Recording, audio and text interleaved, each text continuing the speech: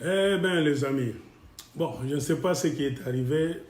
Il y a eu brusquement coupure. Bon, vous savez, la technologie, c'est comme ça. Ça m'a pris un peu de temps, mais je continue quand même. Je ferai de mon mieux pour être rapide afin de finir. Bon, je disais donc que Kagame se trouvant dans des difficultés, bousculé. Pourquoi? Parce qu'il y a maintenant un jeu entre l'Ouganda et le Rwanda. Il y a le Rwanda qui se plaint que l'Ouganda envoie des espions sur le territoire rwandais. Et l'Ouganda aussi se plaint que c'est le Rwanda qui envoie des espions sur le territoire ougandais, vice-versa. Et la plupart, comme je dis, Kagame est devenu même ennemi envers ses propres frères Tutsis dans le cercle de pouvoir. Beaucoup ont fui en catimini, beaucoup ont été tués, emprisonnés, il y a des disparitions nombreuses. Alors, Kagame a senti qu'il était en danger. Et il a demandé à ce qu'on puisse régler ce problème. Et il s'est assis avec Museveni ou en Angola pour signer leur pacte de paix. Comme je l'ai dit, au Congo, en ce temps-là, si on avait des politiciens, si on a même des politiciens chevronnés aujourd'hui, il fallait profiter du conflit entre le Rwanda et l'Ouganda. C'est-à-dire nous devrions nous allier avec l'Ouganda pour maintenant frapper le Rwanda. Mais curieusement, on a vu votre président, Félix Tshisekedi, aller là-bas s'asseoir pour sauver la peau de Kagame.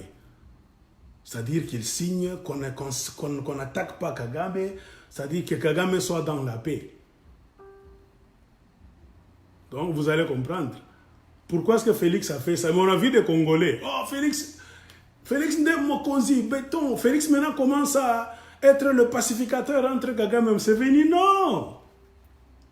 Félix joue le rôle de domestique.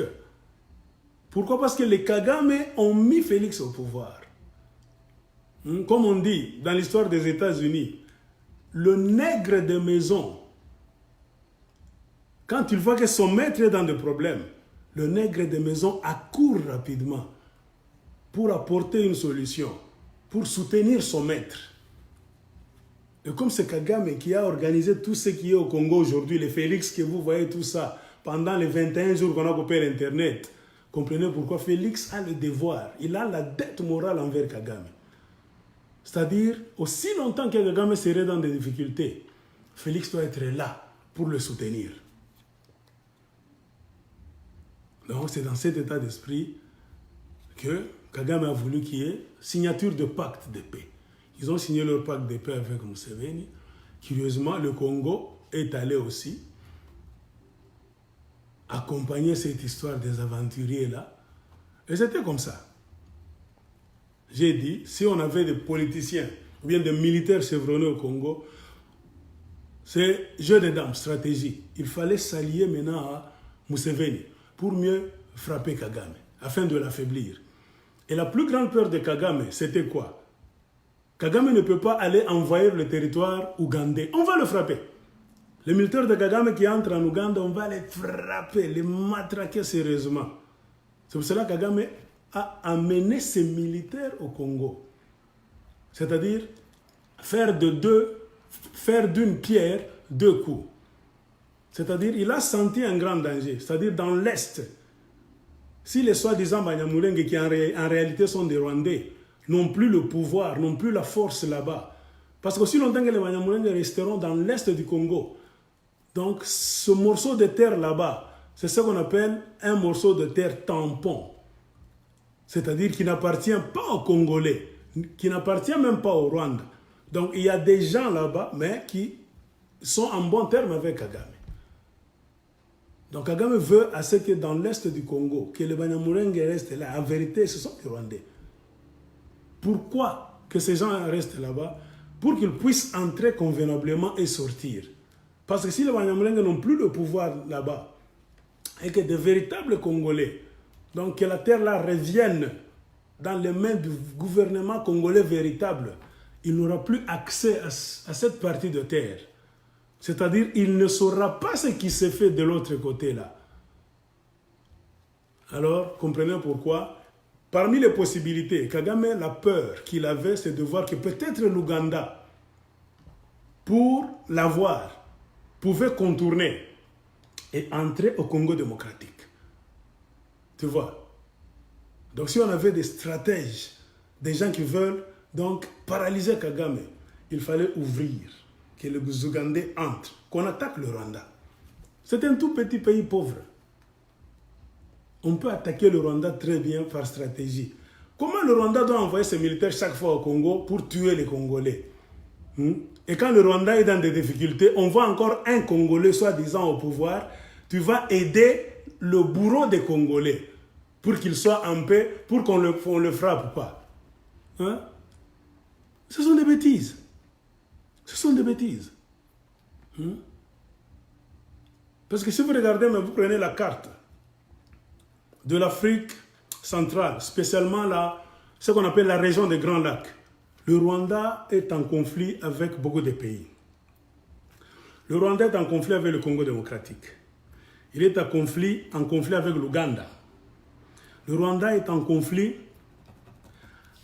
avec la Tanzanie. Si vous vous souvenez très bien, Kagame avait dit à un moment donné qu'il allait même gifler l'ancien président tanzanien. S'il le trouvait comme ça, il allait le cogner. Et Kagame le sait très bien que c'est impossible. Le Rwanda ne peut jamais attaquer la Tanzanie et gagner. La Tanzanie va frapper le Rwanda. C'est question aussi d'histoire. Parce que beaucoup d'entre nous, nous ne savons pas comment les choses se font dans la région des Grands Lacs. C'est la Tanzanie qui avait mis Museveni en Ouganda au pouvoir. Donc Nyerere. Quand il y avait l'ex-dictateur Idi Amin Dada, c'est la Tanzanie qui était allée en Ouganda, chasser Idi Amin Dada pour mettre Museveni au pouvoir. Museveni aussi, à son tour, a tout fait pour tuer Habyarimana, pour mettre Kagame au pouvoir.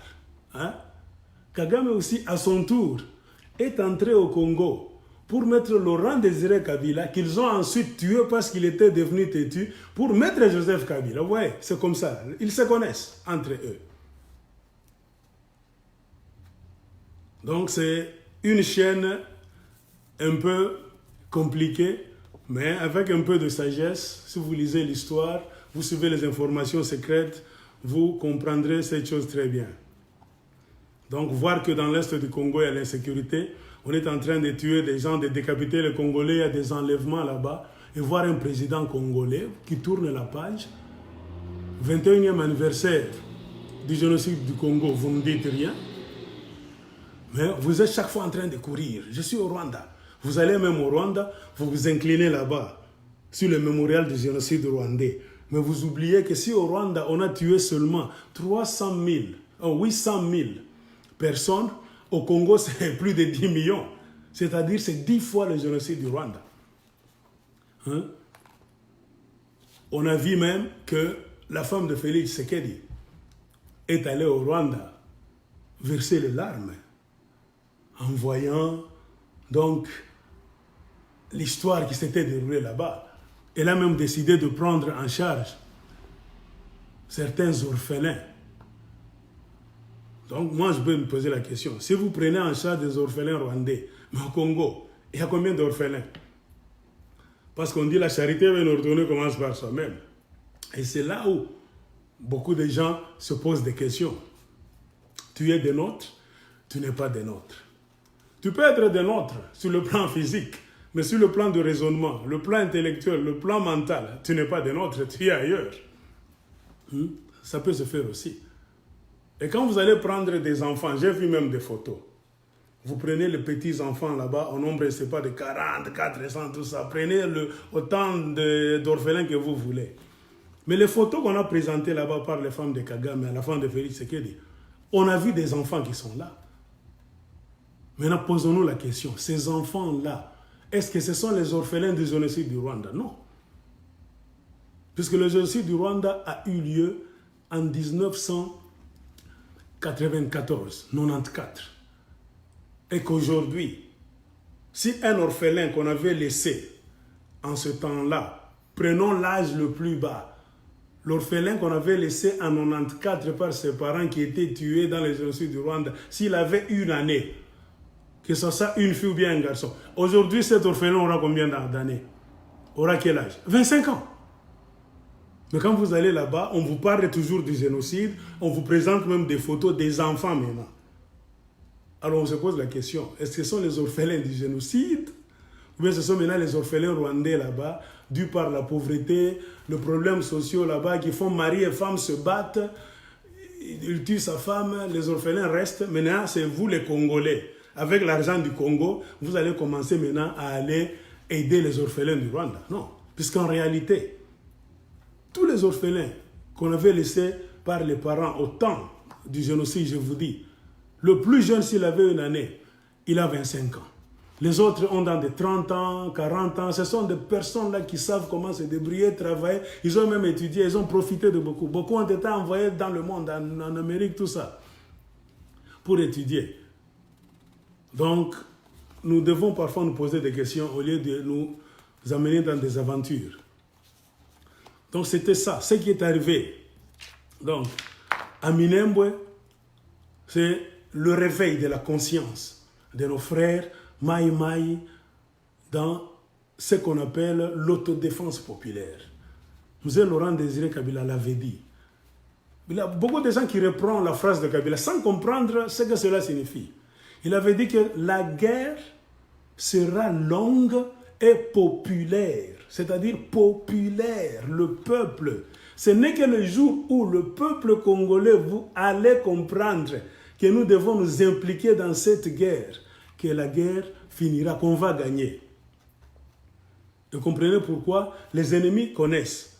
Ils paralysent le peuple. Ils savent que le peuple congolais est donc facilement manipulable. Et le peuple s'est organisé à Minembwe, les Maï Maï. Ils ont fait quelque chose. Imaginez maintenant si les comités d'autodéfense, les comités de résistance du peuple congolais pouvaient être donc dans chaque région, chaque province, comme au temps de Kabila, le père. Personne ne pouvait entrer au Congo pour faire des bêtises. Ça fait beaucoup d'années qu'on attaque le Congo démocratique. Le gouvernement en place. Les gouvernements se sont succédés. Ils n'ont même pas mis un programme d'entraînement donc, du peuple congolais, c'est-à-dire raffermir l'armée congolaise. Donc si vous avez votre budget là-bas du gouvernement, prenez un grand morceau d'argent là-bas, investissez dans l'armée congolaise. Que ce soit l'armée bien entraînée, moderne, tout ça, pour défendre le territoire congolais. Non, ils n'ont pas fait ça. Pourquoi? Parce que tous ont été mis au pouvoir par les envahisseurs du Congo. Et les Maï Maï ont fait leur coup. Ils ont fait beaucoup de choses. Ils ont tué beaucoup d'officiers rwandais. Imaginez même les grands officiers là-bas supérieurs étaient morts à Minembwe. Il y a eu deuil au Rwanda. Et Kagame, malin qu'il est, il est venu voir le président Pantin, Félix Tshisekedi, leur président qu'ils ont mis là-bas dans leur magouille avec Kabila, pour lui donner l'autorisation d'entrer sur le territoire congolais. Et les Rwandais sont entrés là-bas pour faire leur job maintenant. Alors, on se pose la question, où est l'armée congolaise? Et les Rwandais qui sont entrés, où sont-ils? Sont-ils rentrés au Rwanda? Ils sont entrés faire quoi? Donnez-nous l'information claire et nette sur ce qu'ils sont venus faire dans l'Est du Congo, spécialement à Minembwe. Personne ne va le donner. Et on vous distrait là, mais il y a des Congolais qui applaudissent. Vous parlez de balkanisation. Oh, nous avons peur, les Rwandais veulent nous balkaniser. Mais le pays est déjà balkanisé. Pourquoi? Parce que la balkanisation que vous craignez n'est pas physique seulement. Ça va atteindre un niveau physique, mais ça commence d'abord dans la tête.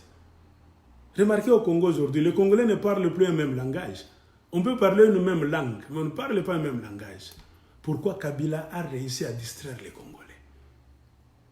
C'est-à-dire, il a mis au pouvoir quelqu'un qui n'a pas mérité. Ils savent, ce sont des stratèges.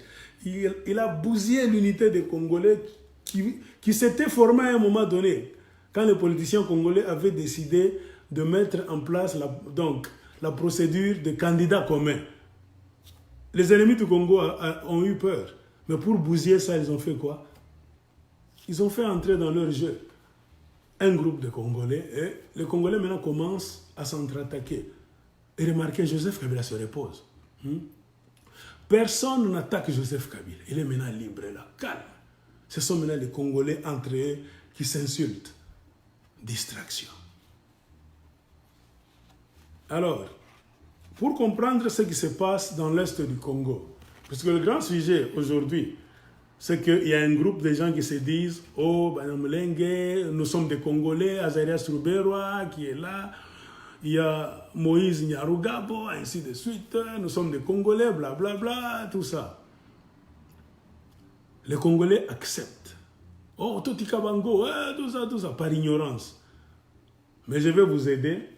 Si vous voulez donc connaître l'histoire de l'Afrique centrale, spécialement la région des Grands Lacs, il y a des manuels, des livres qu'il faut lire. Il y a un frère congolais, originaire de l'Est du Congo, qui s'est vraiment débrouillé. Il a écrit un livre que vous voyez ici. Ça s'appelle « Lies of the Tutsi ». Ça, c'est le premier, la première version qu'il avait écrite. Son nom, si vous voyez là-bas, c'est John Kapapi. John Kapapi. Donc, chers frères et sœurs congolais, allez chercher ce livre. Donc, son auteur s'appelle John Kapapi. Lies of the Tutsi. Mais, ça, c'est la première mouture.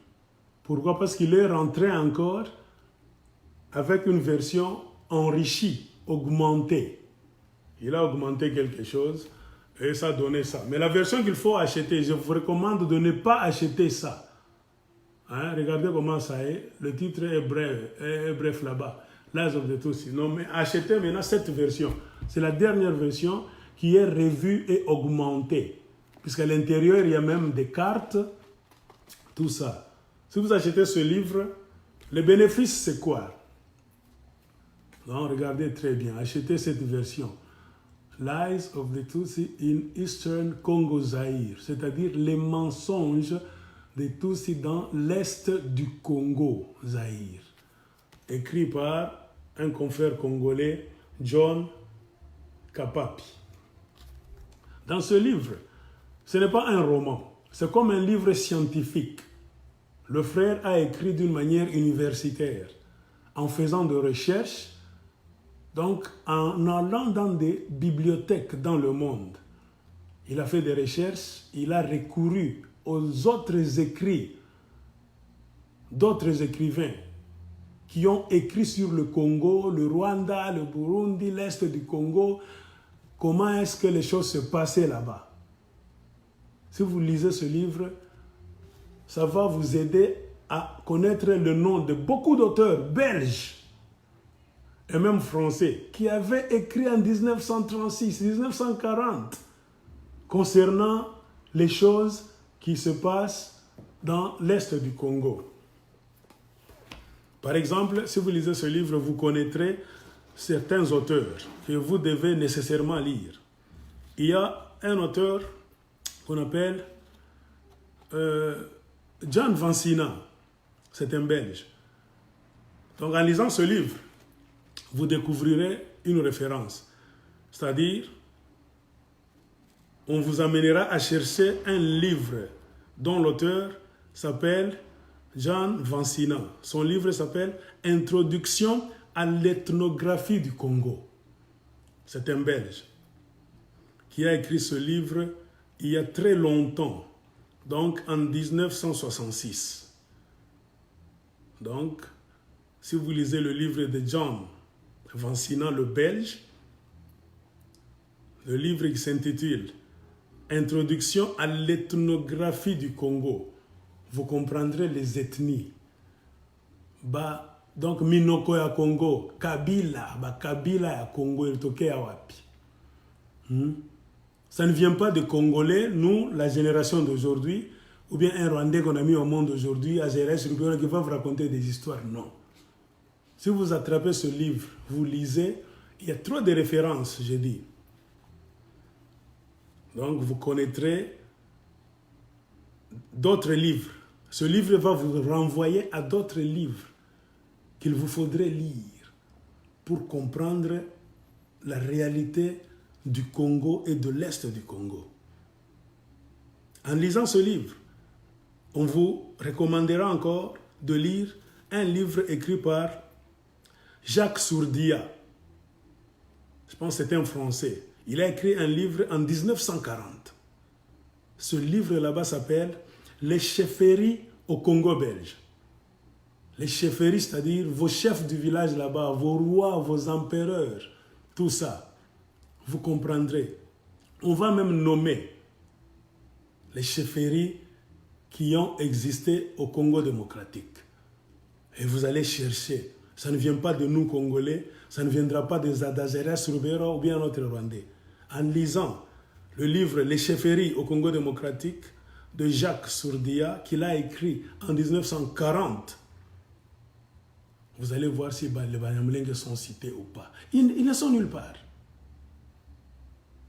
Et il y a aussi un livre qu'on a cité, écrit par M. Depelchil.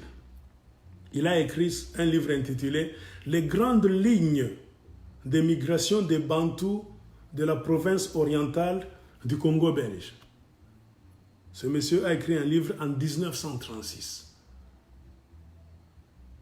Donc, si vous lisez ce livre, vous comprendrez trop de choses. Il y a encore un autre auteur, M. Desforges. Il a écrit un livre intitulé « Les civilisations anciennes des peuples des Grands Lacs ». C'est-à-dire, si vous voulez connaître les peuples des Grands Lacs, côté Congo, côté Rwanda, Burundi, Ouganda, tout ça, lisez un livre écrit par un Français qui s'appelle M. Desforges. Le livre s'intitule « Les civilisations anciennes des peuples des Grands Lacs ». Et en lisant ce livre, vous comprendrez beaucoup de choses. Mais si vous voulez connaître beaucoup d'auteurs, en tout cas, commencez d'abord par lire ce livre de notre confrère qui est aussi aux États-Unis, c'est pas au Texas. Lies of the Tutsi in Eastern Congo, c'est-à-dire les mensonges des Tutsis dans l'Est du Congo. L'auteur, c'est John Kapapi. En lisant ce livre, comme je l'ai dit, vous allez y rencontrer beaucoup d'auteurs. Il a cité beaucoup d'auteurs belges et français qui ont écrit des livres en 1920, en 1930, en 1940, en 1966, là où ils ont cité les tribus du Congo, les ethnies, les chefferies, ça se faisait comment. Et vous comprendrez que au Congo, une tribu découle, ça vient d'une chefferie, d'un chef. Avant qu'on trouve un royaume quelque part au Congo, ou bien un empire, il faut qu'il y ait un chef. C'est le chef, au-dessus, l'empire qui vient, et puis la langue. Et quand quelqu'un maintenant veut vous dire que moi je suis Banyamulenge, je suis Congolais, demandez à cette personne, votre chef c'est qui? Votre empire Banyamulenge, ou bien votre royaume Banyamulenge était où? Situé dans quelle partie du Congo?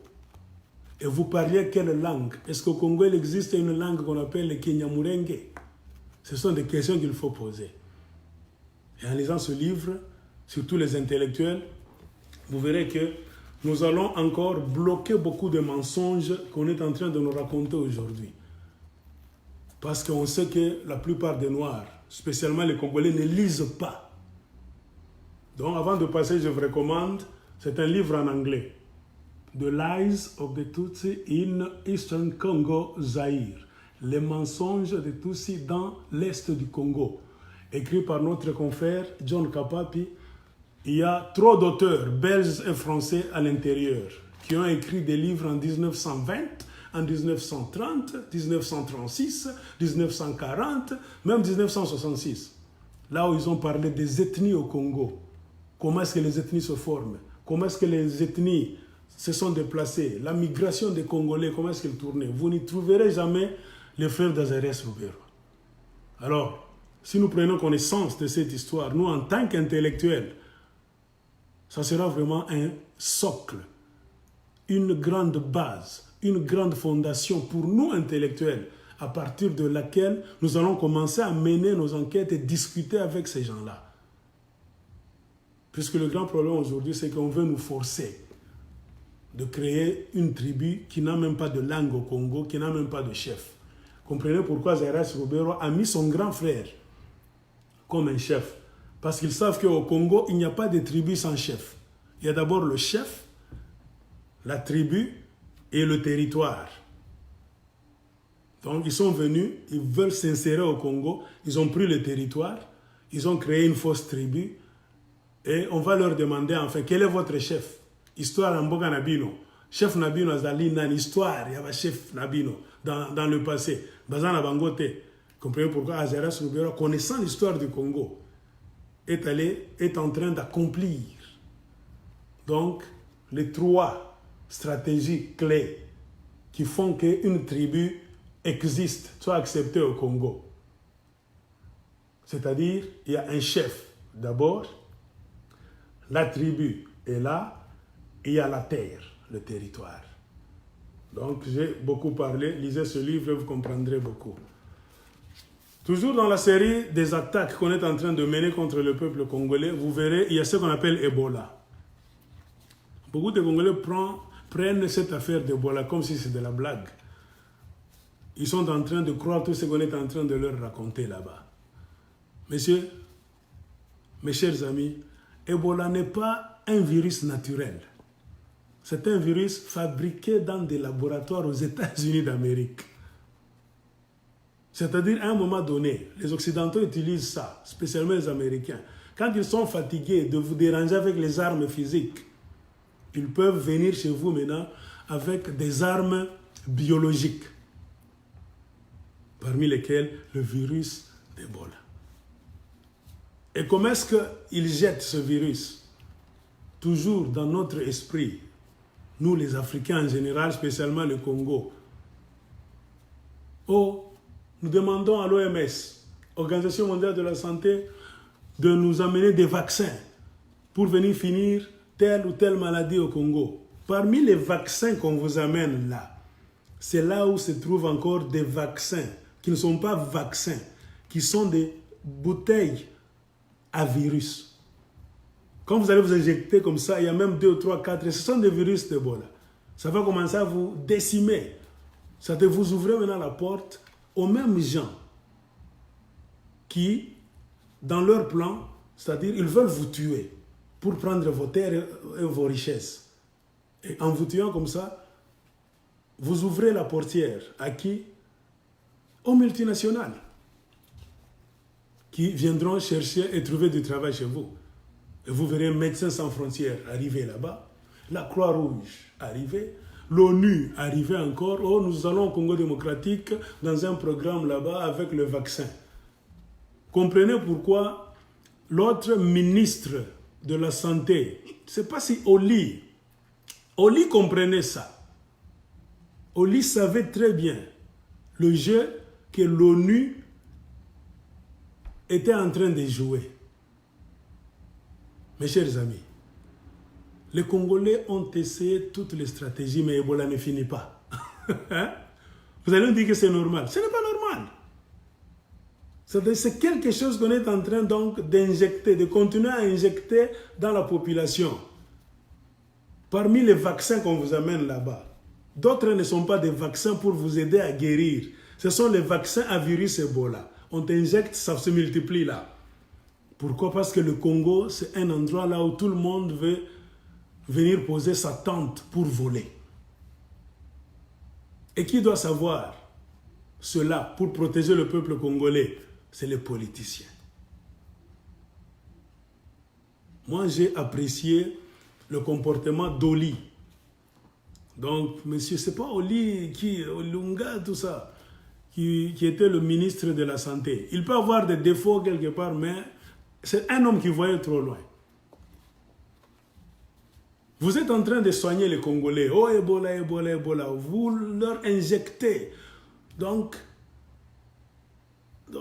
comment est-ce qu'on peut appeler? Donc, un vaccin X, vous n'avez pas encore fini de voir donc la force de ce vaccin-là Comment est-ce que ça va travailler sur le terrain? Est-ce que ça va aider les malades congolais d'Ebola à guérir ou pas? Vous voulez encore introduire un autre vaccin?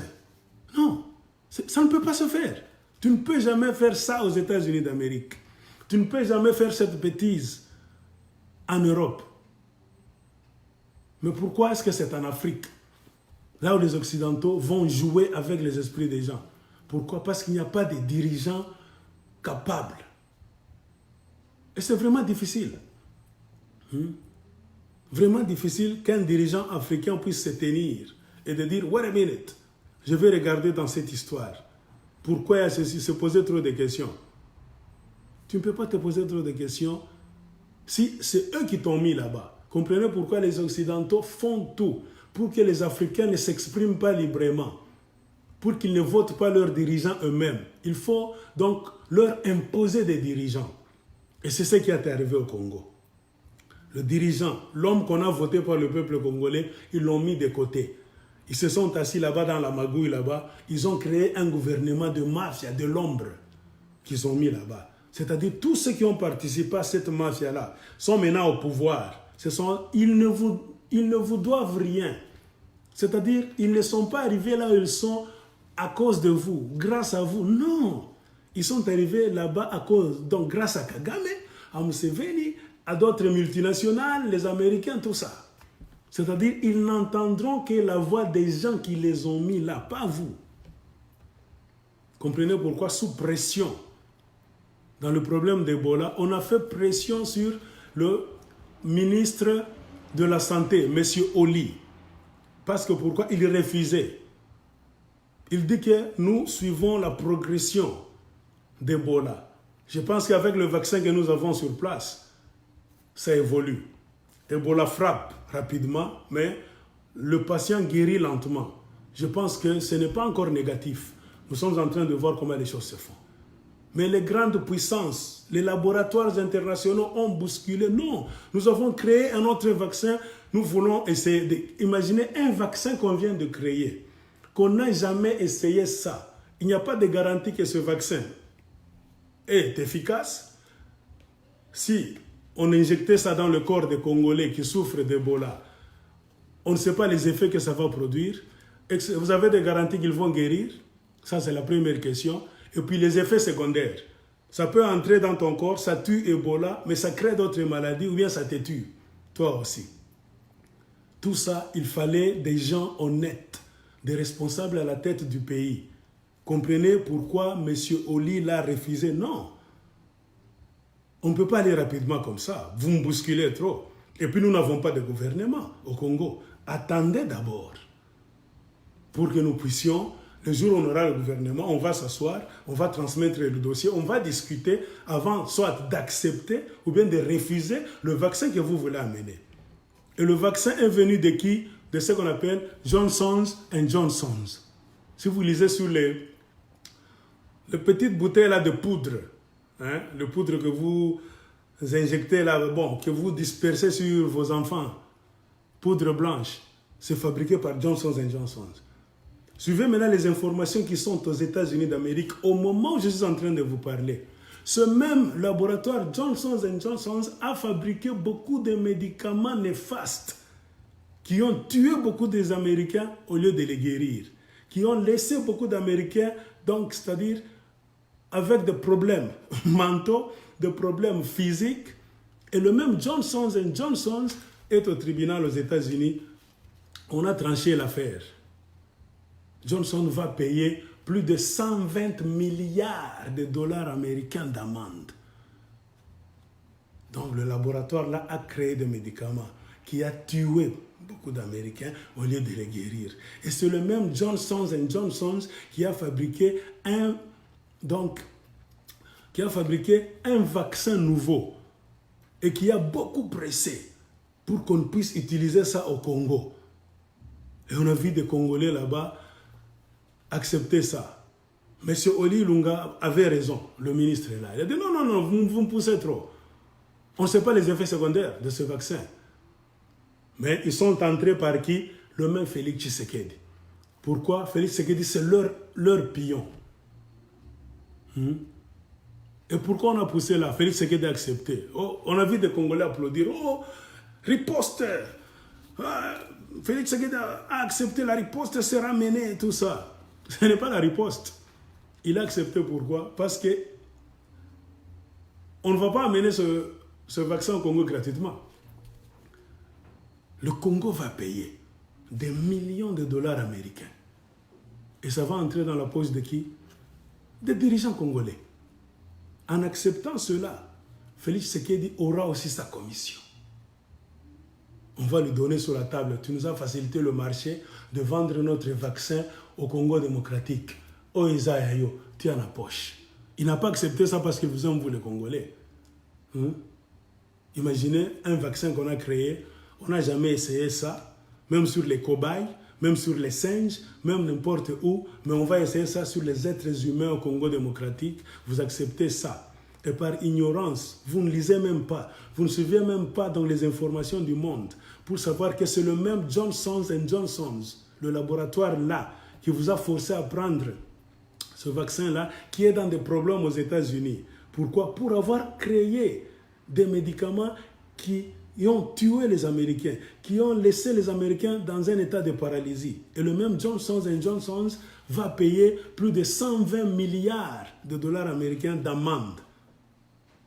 Alors, chers frères et sœurs congolais, comprenez que les choses sont graves. C'est tellement grave.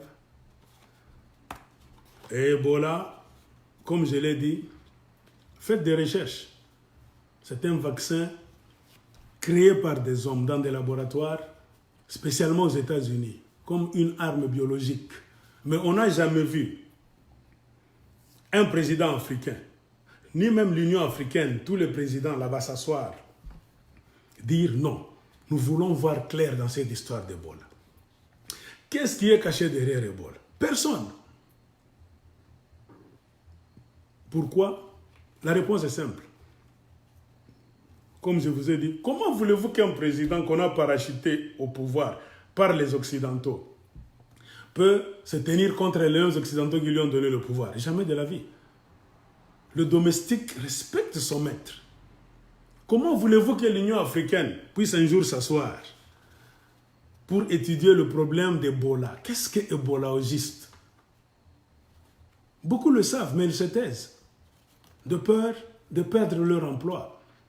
Pourquoi? L'Union africaine elle-même est financée par l'Union européenne et l'ONU.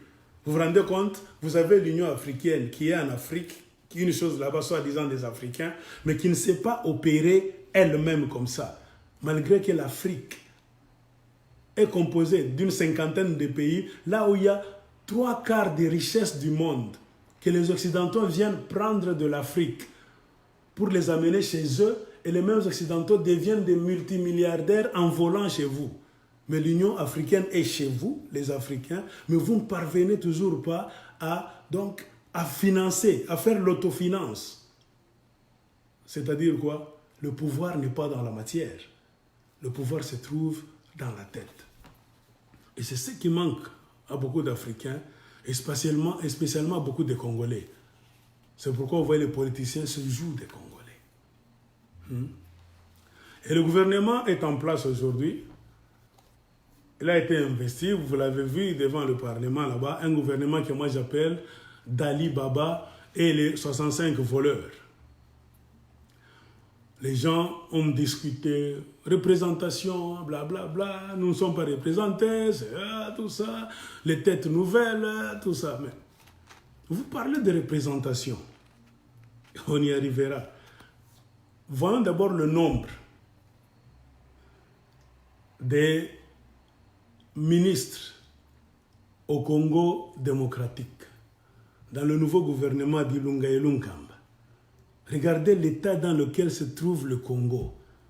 Un pays pauvre, un pays au bord du chaos, mentalement, politiquement, économiquement, tout. C'est-à-dire, c'est un pays là où vous devez faire les choses avec les moyens de bord. Vous ne devez pas, donc, ce n'est plus le temps de jouer, de chercher le luxe. de traîner en longueur. Si vous avez dit vous aimiez les Congolais, vous n'allez pas attendre 8 mois après votre semblant d'élection là-bas, la mafia, pour parvenir, pour faire le gouvernement aujourd'hui. Imaginez dans les 8 mois ce qui s'est passé. C'est la mafia. Dans ces 8 mois, c'est les 8 mois de pillage. Parce qu'ils savaient que si, après avoir organisé leurs élections là-bas, après avoir fait sortir leur président de mafia, s'ils organisaient un gouvernement rapidement, ils n'allaient pas voler. C'est-à-dire, il y allait avoir quand même des suivis. C'est pour cela que tout le monde, les kabylistes et les tshisekédistes, étaient assis là-bas. Ils ont laissé le terrain vide. Pourquoi? Pour permettre aux voleurs de deux camps de piller, de se servir. C'est-à-dire qu'ils ont beaucoup pillé. Des gens sont devenus des millionnaires en silence. Et comme on dit, l'appétit vient en mangeant. Et ces gens ont voulu que ça reste comme ça. Mais il y a des Congolais intellectuels, ingénieurs, docteurs, comme je l'ai toujours dit, qui applaudissent ces gens-là. Comme je faisais des commentaires la fois passée là, il y a même un Congolais là. Bon, les Congolais aiment les titres. Hein. Son nom commence par Pasteur. Ce n'est pas Pasteur qui a commencé à m'insulter. Il y a 2 hommes là dont leur nom commençait avec IR, ingénieur. Je leur ai dit, mais vous vous appelez ingénieur? Un ingénieur, c'est quelqu'un qui doit être ingénieux. C'est-à-dire savant, sage, intelligent, très intelligent d'ailleurs. Tu ne peux pas être ingénieur, tu prends seulement le titre d'ingénieur, mais tu ne comprends pas les petits faits qui sont en train de se dérouler sur le plan politique au Congo démocratique. Tu es ingénieur d'où? Dans quelle université? Tu m'insultes moi, mais ton nom commence par pasteur, pastatel. Même pasteur, c'est un homme que Dieu révèle. Tu vas enseigner quoi à ceux qui sont perdus? Si toi-même tu es d'abord dans la perdition. Chers frères congolais, c'est ce qui est grave. Le Congo est dans le chaos. Un pays qu'il faut recommencer à zéro. Et on aura de la peine pour reconstruire ce pays. Pourquoi? Parce que tout ce qui se passe là-bas, c'est anormal. Ce n'est pas la volonté du peuple congolais, ce n'est pas la démocratie. C'est-à-dire ces 2 ou bien même 3 groupes de bandits, la mafiosi, ninja, tout ça. Donc la mafia qui est là pour se partager des morceaux. Dans un pays qui est à genoux, vous avez le luxe donc d'avoir 65 ministres. J'ai dit à quelqu'un, mais regardez, vous êtes des malades. Les États-Unis d'Amérique, qui est une grande puissance, qui commande le monde entier. Vous savez combien le gouvernement de Washington, aux États-Unis, il y a combien de ministres? Mes chers amis, aux États-Unis, il n'y a que 15 ministres. La grandeur de ce pays qui est la superpuissance, c'est-à-dire après le ciel, c'est les États-Unis d'Amérique qui a la force, qui peut frapper n'importe quel pays. Mais ils ont seulement 15 ministres. Et les ministres là, on les appelle les secrétaires d'État, selon l'appellation des Américains. Et remarquez la grandeur des États-Unis d'Amérique. C'est un pays très grand, compliqué, avec un engrenage très compliqué, sophistiqué. Tu peux t'asseoir comme ça, tu ne comprendras pas comment donc ça fonctionne, mais ça fonctionne avec harmonie. Le gouvernement central, fédéral de Washington DC, qui contrôle les 50 États. Au Congo, vous n'avez même pas 50 provinces. Vous avez 26 provinces seulement. Mais au Congo, on a des États, 50 États, plus les petits territoires que l'Amérique contrôle. Mais ils n'ont que 15 secrétaires d'État, c'est-à-dire 15 ministres qui travaillent là-bas. On a le ministre d'État, dont le secrétaire d'État, le secrétaire à la trésorerie, le secrétaire de défense, secrétaire de justice, de l'intérieur, agriculture, commerce, travail, donc santé et services humains, logement et développement urbain, transport, énergie, éducation, affaires des vétérans, des militaires vétérans et de la sécurité nationale. 15 seulement. Et l'Amérique travaille très bien. Le pays avance, l'économie avance. S'il y a la guerre là-bas, ils vont, ils frappent.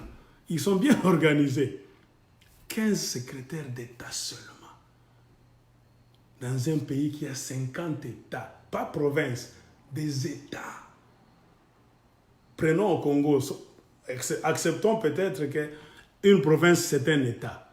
Vous avez 26 seulement. La moitié des États américains. Ils ont 15 secrétaires d'État. Mais au Congo, vous avez 65. Vous allez me dire, non, il ne faut pas comparer, blablabla, blablabla, tout ça. Et vous avez parlé de parité. Oh, vous savez, nous sommes... Mais malgré les 65 là, il y a encore des Congolais mécontents qui ne sont pas représentés là-bas. Qui sont en train de pleurer que nous ne sommes pas représentés. Nous, les tels, des tels, des tels, des tels.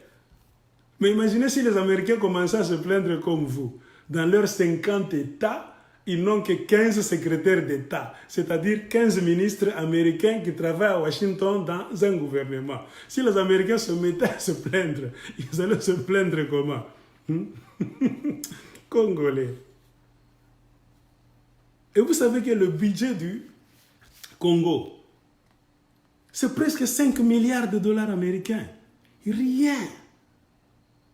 Dans un grand pays comme le Congo, un pays richissime, qui a fait la richesse de beaucoup de pays autour du Congo et de beaucoup de pays même à l'étranger, qui a fait la richesse de Apple, qui a fait la richesse des satellites américains, qui a fait la richesse de beaucoup d'histoires des ordinateurs dans le monde, qui a fait la richesse des compagnies qui fabriquent des véhicules là-bas, des batteries de véhicules. C'est-à-dire, le Congo contribue à faire plus de la moitié des richesses de ceux que vous appelez les millionnaires du monde.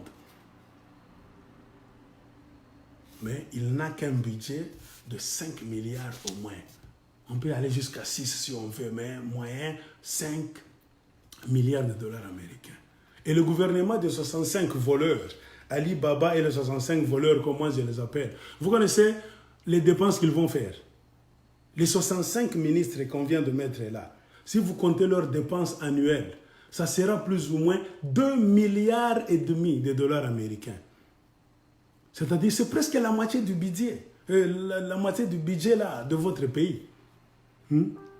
C'est-à-dire, tout l'argent qu'on mettra là, ça finira dans le ventre de ces ministres. C'est-à-dire, traitement, maison, payer ceci, voiture, mais tout. La moitié du budget va revenir à ces 65 voleurs-là.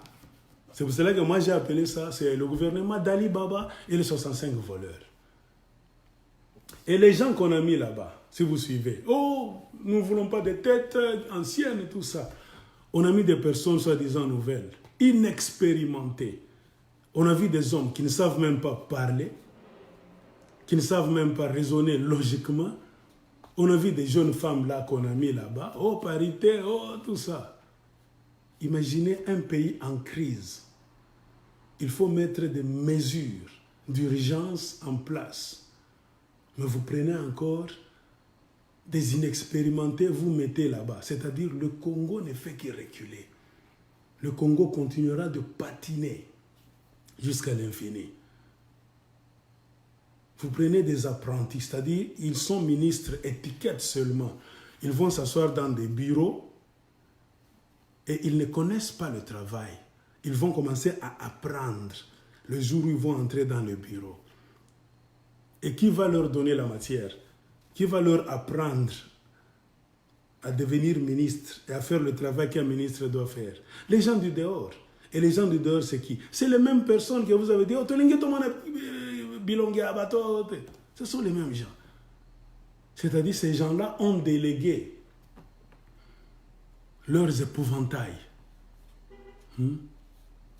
Et tout ça, les Congolais ne voient pas tout ça. C'est-à-dire, la moitié de votre budget, Yabouzoba là, va finir dans le ventre de ces ministres-là. Et c'est-à-dire, vous n'allez pas réaliser quelque chose. Ça, c'est la logique, calcul intellectuel. Ce n'est pas les sentiments. Oh, non, c'est le calcul. La politique se fait avec l'intelligence et l'argent. Et on vous a parlé là-bas, l'éducation dans les écoles primaires, donc publiques, les écoles de l'État, l'éducation, donc l'enseignement sera gratuit. Pas de problème, tout le monde le veut. On dit gratuit, mais il y aura un prix à payer. Les élèves iront gratuitement, ils ne vont pas payer. D'abord, quand les élèves payaient, amenaient l'argent qu'on voyait là. On ne voyait pas là où cet argent allait. Les écoles n'étaient pas propres, les écoles n'étaient pas réfectionnées, les écoles on n'a pas su construire d'autres écoles. Quand les enfants amenaient l'argent de leur papa à l'école pour payer. Et maintenant que ça sera gratuit.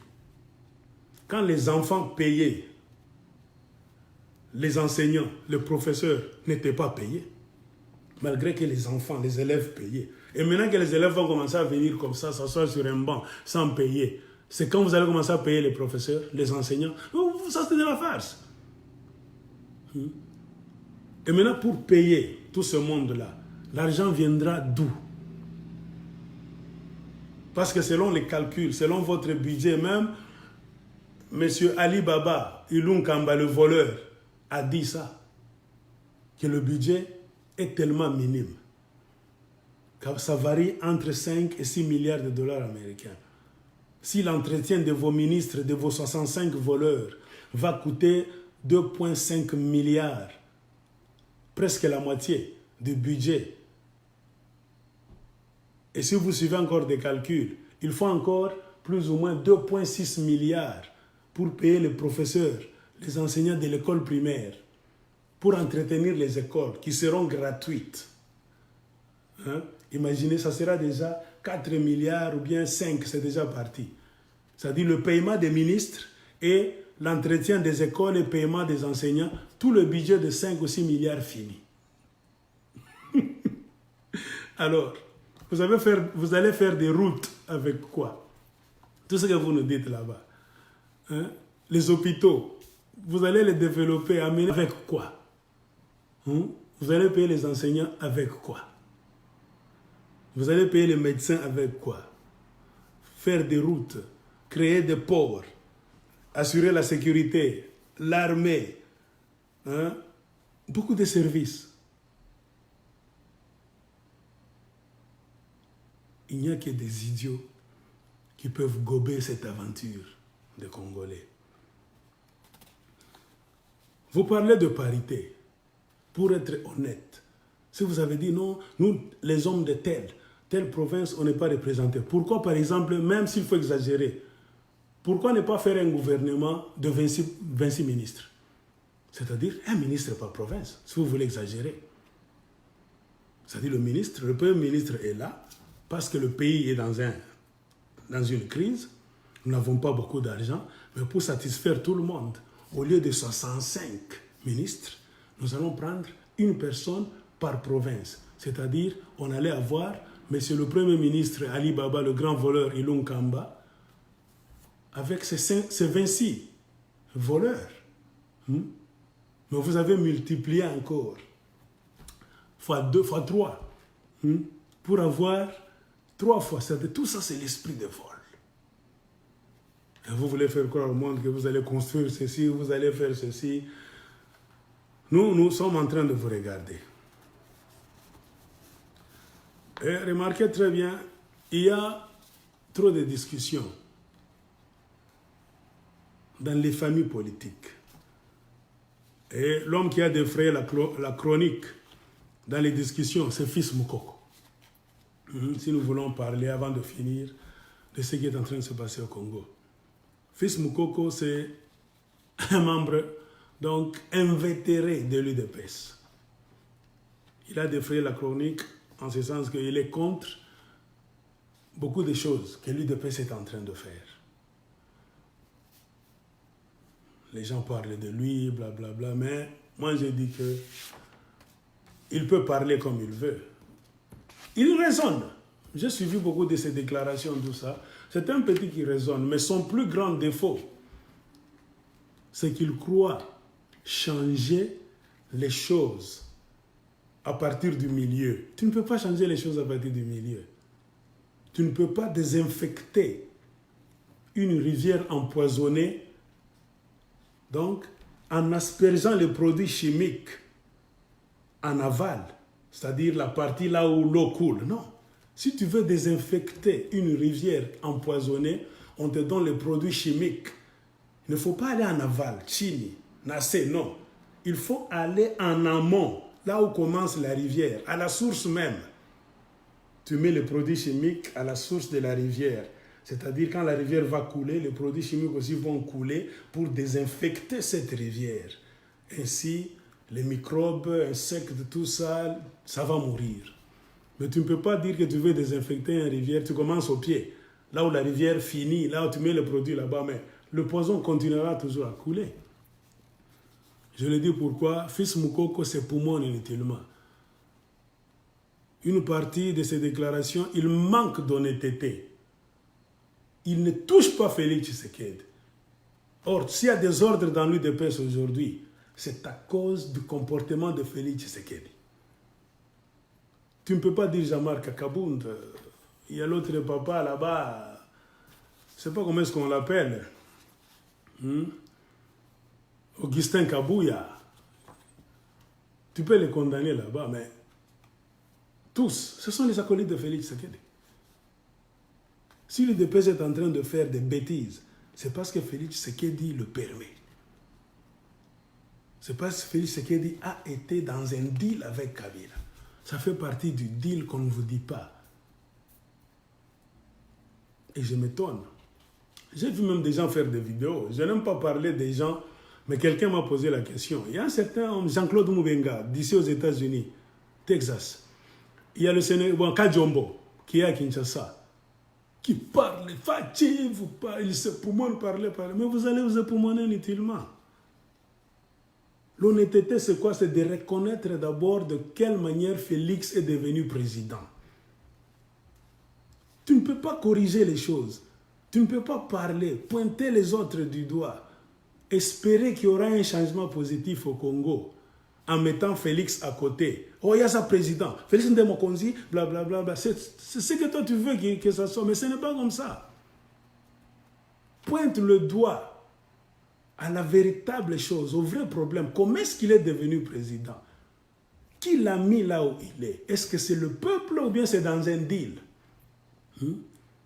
Tu ne peux pas faire des vidéos là-bas, parler de l'UDPS, comment nous allons faire, vous allez faire vous-même. Le pouvoir ne vient pas de vous. Il y a les maîtres qui vous ont donné ce pouvoir, les kabylistes qui sont là. Et comme le pouvoir maintenant, le gouvernement d'Ali Baba et les 65 voleurs est en place, c'est maintenant que vous allez sentir. Parce qu'ils sont 3/4 dans votre gouvernement. Pourquoi? Parce que vous avez cautionné le Kosso, vous avez accepté la magouille. C'est-à-dire, le peuple congolais, Kemba, qu'il souffre, vous, ça ne vous dit rien. Vous avez accepté que Kabila Atikala n'a pouvoir dans vos connaissances. Vous avez accepté ça. Vous voulez dire au peuple congolais, non, Félix a gagné les élections. Vous prenez les Congolais pour des idiots. C'est pour cela que moi j'ai dit non.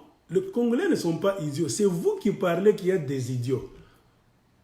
Et quand vous regardez tout ça, nous sommes en train de vivre ce qu'on appelle une période d'imbécilité généralisée. Il y a des gens qui veulent maintenant pousser leur imbécilité qu'ils ont dans leur tête pour la pousser de force, la mettre dans les têtes d'autrui. Ce n'est pas bien.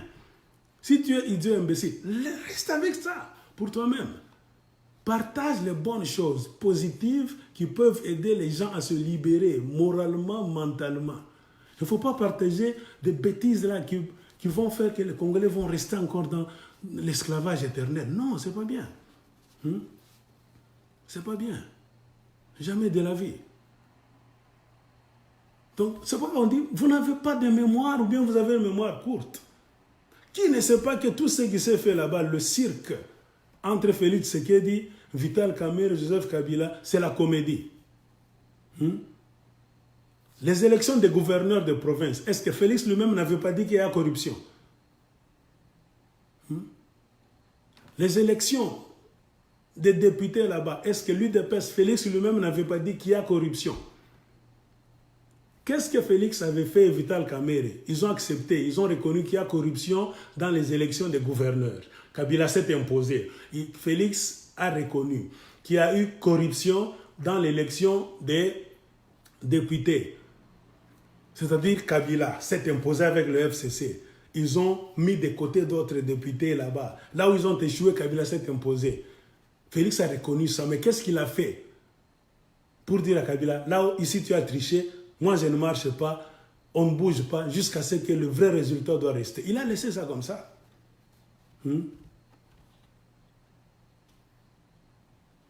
Félix lui-même, c'est le produit de la tricherie. C'est pour cela qu'il ne devait pas corriger d'autres tricheries. Bon, Félix a gagné l'élection, même mathématiquement parlant, vous qui vous dites que vous êtes des ingénieurs.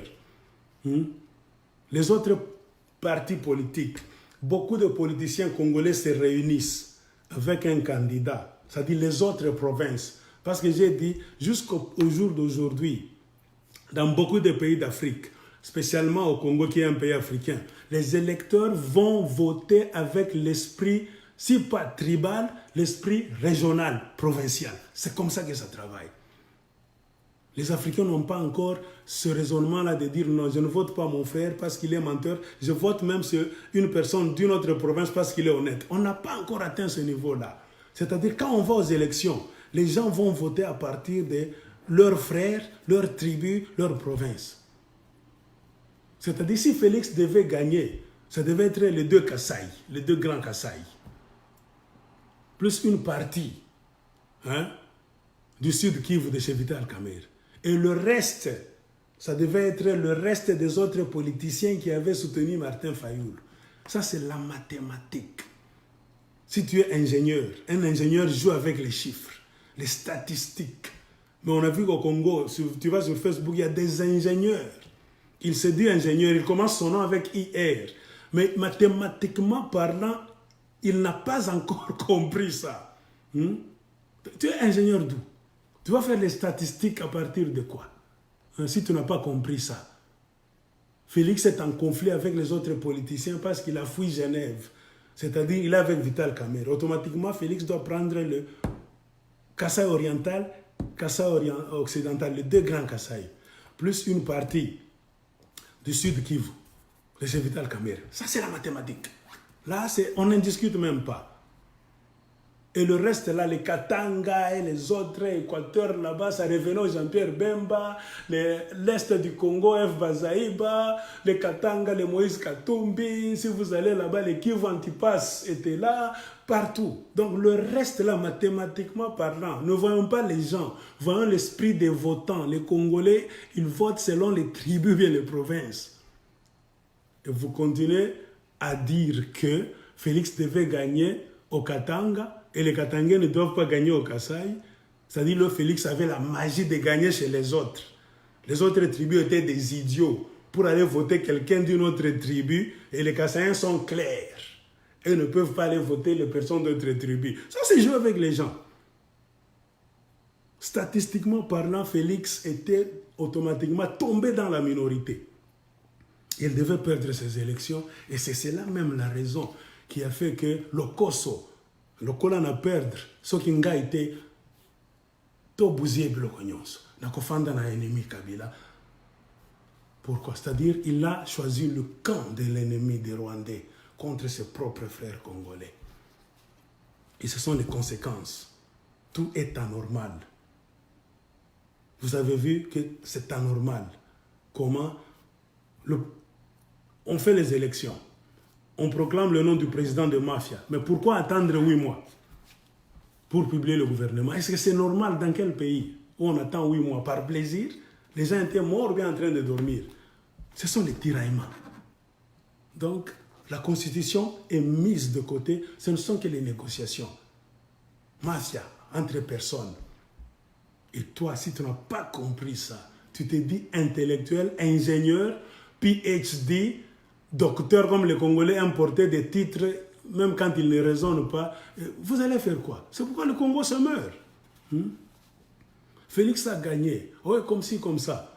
Savez-vous pourquoi est-ce qu'on n'a pas organisé les élections à Yumbi? Hein? Pourquoi est-ce qu'on n'a pas organisé les élections? Où c'est? Chez les Nandés, c'est où, mes chers amis, aidez-moi? Il y a 3 endroits là où on n'avait pas organisé les élections. Chez les Nandés. C'est-à-dire, quelqu'un peut m'aider en tant que je cherche. On n'avait pas organisé les élections à Yumbi, Beni et Lubero. Voilà. Pourquoi est-ce qu'on n'a pas fait ça? Parce que selon les chiffres que votre commission là, donc Nanga avait donné, si on continuait à aller à Beni, Lubero et Yumbi, organiser les élections, malgré leur mafia, Martin Fayulu allait dépasser Tshisekedi avec beaucoup de milliers de voix. C'est pour cela qu'ils ont refusé. Et vous parlez d'intégrité territoriale. Il y a même des gens qui disent, vous nous avez oubliés pour être ministre. Mais vous oubliez que vous avez oublié le peuple de Beni, de Lubero, de Yumbi pendant les élections. Et vous dites non, c'est un mouvement national. Hein? L'intégrité du territoire. La Constitution. Est-ce que la Constitution vous dit que tu dois devenir président si une partie du Congo ne vote pas pour toi? Quel article de la Constitution? Et vous dites, vous, l'état de droit. Mais, vous êtes des moutons. La sœur Françoise Makouen a raison. Les Congolais vous montrent que vous êtes des moutons. Ils ont refusé d'aller organiser les élections à Beni, Butembo, Lubero, Yumbi, sciemment. Pourquoi? Parce que dans leur logique de mafia, ils savaient que si ils allaient organiser là-bas, les gens de là ont organisé leur élection eux-mêmes. Nous avons vu leurs vidéos. Ils ont donné les résultats. Fayoul était plébiscité. C'était le territoire de Fayoul. Or, Nanga en trichant, il fallait maintenant qu'on attende l'organisation des élections à Beni, Butembo, Lubero, Yumbi.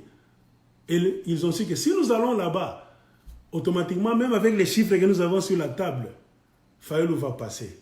Comme leur plan, c'est la magouille. Donc, nous n'allons pas aller organiser les élections là-bas. Donc, les gens de Yumbi, Lubero, Beni, Butembo ne sont pas des Congolais. Et on voit un Congolais qui vient là-bas. Oh, Félix est le président de tout le monde. Moi, président de tout le monde, les gens de Beni ne m'ont pas voté. Quand même, ils sont quand même sérieux. Tout ça, tu ne vois pas, toi. Tu es en train de faire des vidéos pour forcer que Félix Aza comme ci, comme ça, Maboko Pembe. Mes chers amis, nous vous regardons avec votre pays. C'est pourquoi je dis, fils Moukoko, tout ce qu'il dit, son plus grand défaut, c'est de camoufler Félix. Le mal commence par la tête. C'est-à-dire, condamne Félix et ça ne changera pas parce que la tête est déjà pourrie. La tête de l'UDPS est pourrie. La seule solution, si tu veux la justice, pas dans l'UDPS, cherche autre chose à faire. Et vous avez vu des vidéos là où il y a un monsieur là de la famille d'Etienne Tshisekedi du côté paternel qui se plaignait que Félix est entouré donc au milieu de forces là des familles. Et c'est la famille de sa maman, maman Marthe, qui est du côté là, qui est dominante. Ça dit même dans la famille de Félix Tshisekedi, du côté paternel et maternel, il y a des gens qui se tiraillent. Pourquoi? Pour des positionnements et l'argent. Il y a un certain, c'est pas Patrick, Patrick Moulumba, qui avait fait ces vidéos. Si nous nous disons, vous allez nous traiter de tous les noms, mais un membre de la famille, il avait condamné que l'influence vient de maman Marthe. Et si Félix Tshisekedi aujourd'hui est dans des problèmes, Félix Tshisekedi est allé chez Joseph Kabila les pieds et les mains liés, disons-nous la vérité, c'est à cause de maman Marthe. Pourquoi? De son vivant, Etienne Tshisekedi ne voulait pas que Félix Tshisekedi occupe un poste stratégique de pouvoir dans l'UDPS. Comprenez pourquoi, à un moment donné, quand il a vieilli, Félix Tshisekedi, donc Etienne Tshisekedi était indésirable dans leur cercle de famille. les gens qui étaient censés être des successeurs d'Etienne Tshisekedi ne devaient pas être de la famille biologique d'Etienne Tshisekedi. Il y avait d'autres des éléments, tels que de Moubake, consort, tout ça. Et comme les gens de la famille, du côté de Maman Marthe, ne voulaient pas ça, et comprenaient le jeu qu'ils ont joué. Nous leur prenons au mot. La mort de Etienne Tshisekedi, selon eux-mêmes. Il y a même des vidéos qu'on peut retourner parce que vous avez la mémoire courte. Si nous nous disons, vous allez nous traiter de tous les noms. Etienne Tshisekedi est mort. Qu'est-ce que vous n'avez pas dit? La famille d'Etienne Tshisekedi, les gens de l'UDPS. Sa mort est une mort suspecte. C'est-à-dire, Etienne Tshisekedi était empoisonné. Qui l'a empoisonné? Pour quel but? C'est pour l'empêcher de contrôler l'UDPS afin qu'il parte, pour que ceux qui l'ont empoisonné puissent maintenant jouer leur jeu. Et leur jeu, c'était quoi? D'aller voir Kabila maintenant, de s'asseoir. Et comprenez pourquoi? C'est juste après la mort de Etienne Tshisekedi que les choses se sont accélérées. Félix maintenant est allé s'asseoir avec Kabila. Félix ne voulait pas auparavant, il hésitait. Mais on leur a dit non, si tu veux avoir petit Félix, passe par sa maman. Parce qu'il écoute 100% la voix de sa mère, les conseils de sa mère. Kabila a envoyé une délégation chez Maman Marthe. Maman Marthe a convaincu Félix Tshisekedi. Et Félix Tshisekedi est allé s'asseoir avec Kabila. S'il y a eu réunion de Kingakati, les accords de Kingakati, Maman Marthe est à la base de ça. Et cette maman-là, on l'a vu un jour au stade. Bon, soutenir Ndekunabino, parce que quoi? On soutient un menteur, quelqu'un qui continue à lier le Congo aux envahisseurs rwandais, je ne sais quoi ça. Mais ça, c'est une mère de merde. Une mère de merde. Et on m'a téléphoné à partir de Kolwezi que la famille Félix Tshisekedi a déjà des tracts qui opèrent dans l'exploitation et la vente de cobalt et de cuivre. Maboko Pembe, état de droit. Et cette histoire-là, de trac, de cuivre et de cobalt, est supervisée par Roselyne Mbombo, côté maternel de Félix Tshisekedi. Il y a Christian Tshisekedi, un frère de Félix Tshisekedi. Et Vidier Chimanga. Ces trois noms-là, Roselyne Mbombo, Christian Tshisekedi et Vidier Chimanga. Ce sont les gens qui supervisent donc la mafia que les tracts de la famille Tshisekedi font déjà au Congo démocratique. Kolwezi, Lubumbashi, Kasumbalé, ça avec des minerais pour aller les vendre. J'ai écrit ça quelque part. Les gens de l'UDPS, qu'est-ce qu'ils m'ont dit? Vous voulez quoi? Azamwana Mboka. Non, ce n'est pas question Azamwana Mboka. Hein? On vous prend au mot. Kabila sala ki yango. Ba mususu bazali ko sala yango, boloba kite, kaka Félix abandi ko sala yango ndebo bandi koloba. Non. Alors, si c'est comme ça, alors ton dit que Félix est venu faire la continuité. Parce qu'avant lui, il y avait les Miibi. Félix aussi est venu continuer qui Miibi. Donc tout ce qu'il nous dit, état de droit, changement de Kosala Boye, c'est le mensonge. Il faut dire au peuple congolais la vérité. Je suis venu, c'est pour continuer Kimouibi, pour continuer avec l'histoire. Donc, le système de Kabila, de tout ça, les Matata Pogno qu'on condamnait là-bas, tout ça, les Emmanuel Chadari. Si tu es venu avec ce système, dis au peuple congolais la vérité. Il ne faut pas mentir. Vous dites aux Congolais, Maboko Pembe, état de droit, mais vous avez des tracts aussi, à la manière des kabilistes. Tout ça, c'est quoi? Ça fait partie du deal. C'est-à-dire, laissez-moi Kabila en paix, que je reste ici avec l'armée dans ma main, l'argent, les banques, tout ça en main, mais vous prenez votre place de président étiquette. Moi, si je veux faire une faveur, je vais vous laisser aller à Kolwezi, voler vos cuivres là-bas, vos cobaltes, faites le business, enrichissez-vous. Comprenez pourquoi même dans les 8 mois qui étaient comme ça là, après la nomination de Félix Tshisekedi, ils ont fait ça, c'est fair play. Batikala ki bango nyonso, moko na moko, batikala ki tan, moto na moto, po ba zuata ko iba mbongo ya Congo. Effectivement, vous allez dire non, tu es jaloux. Mais pourquoi Vital Kamerhe est dans des problèmes? Si pendant les 8 mois, ce n'était pas les 8 mois qu'ils ont bloqué tout, c'est-à-dire Club Yamiibi, FCC, cash, tout ça. 8 mois, c'était le 8 mois, tout le monde s'entendait. Avant tout, il y a un gouvernement en place, Bandeko, il faut d'abord voler. Puisqu'après ça, il y aura un gouvernement, il y aura des contrôles. Même si ça ne sera pas tout à fait 100% bien, il y aura des contrôles. Moment à copier, moment oyo. Si le gouvernement est récréation est possible, même à moitié. C'est pour cela que les gens là ont tout fait pour que le gouvernement ne sorte pas. Tout ce qu'on vous disait, on vous ment. Eux, tous étaient d'accord. Toïba d'abord. Ceux qui nient. Pourquoi Vital Kamerhe est dans des problèmes de 15 millions de dollars américains? Pourquoi? C'est le vol. Et cet argent-là, c'est l'argent de quoi? Il a volé ça où? Posons-nous la question. On nous dit que il y a une opération de remboursement que le gouvernement congolais a mis en place.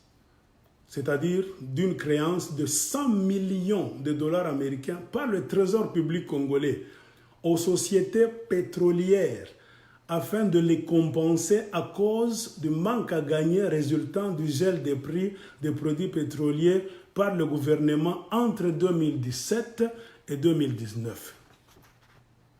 Pour comprendre ce que Vital Kamerhe, on est en train de lui reprocher aujourd'hui, on a dit qu'il a volé. Peut-être beaucoup de Congolais ne savent pas. Ah, bon, 15 millions, oh, non. C'est-à-dire les compagnies pétrolières qui vendent le pétrole, l'essence au Congo. À un moment donné, on a gelé les prix. Le gouvernement a donné l'ordre pour qu'il ne puisse pas augmenter les prix de pétrole. Alors, si vous vendez votre marchandise et que le gouvernement vous donne l'ordre de ne pas augmenter le prix, c'est-à-dire vous n'allez pas gagner. Les compagnies pétrolières, que ce soit de l'essence, gaz, je ne sais quoi, pétrole, mazout, ils n'allaient pas faire de bénéfices. Pourquoi? Sur ordre du gouvernement congolais. C'est pour ça que le gouvernement congolais a mis en place un système entre 2017 et 2019 de compenser. Parce que les gens qui ont monté le prix à essence et pétrole, beaucoup ça la perte. Trésor public. Je vais faire sortir cet argent pour vous donner afin que vous puissiez couvrir les pertes que vous ferez. C'est cet argent-là dont la somme totale est ce qu'on est en train de reprocher à Vital Kamerhe aujourd'hui. 15 millions de dollars américains. Alors, Vital Kamerhe, se croyant malin, a déplacé déjà, a volé cet argent-là. C'est-à-dire les sociétés pétrolières ont perdu. Makolongulu. L'argent est allé. Pourquoi Vital Kamerhe seulement? Parce que c'est lui qui avait la signature. Et dans beaucoup d'histoires qui se faisaient ou bien qui continuent à se faire à la présidente Félix Tshisekedi, disons-nous la vérité, Félix a une ignorance là-bas notoire. Il ne sait rien. Il ne sait rien. D'abord, sur le plan éthique, il ne sait rien. Le plan politique, il ne sait rien. Sur le plan même de la vie, il ne sait rien. Je peux vous donner beaucoup d'exemples. Sur le plan de la famille, c'est la femme là-bas, la femme qui est en train de le conduire. Suivez même des articles qu'on a écrits. Il y a tiraillement dans la famille propre à propos de l'argent.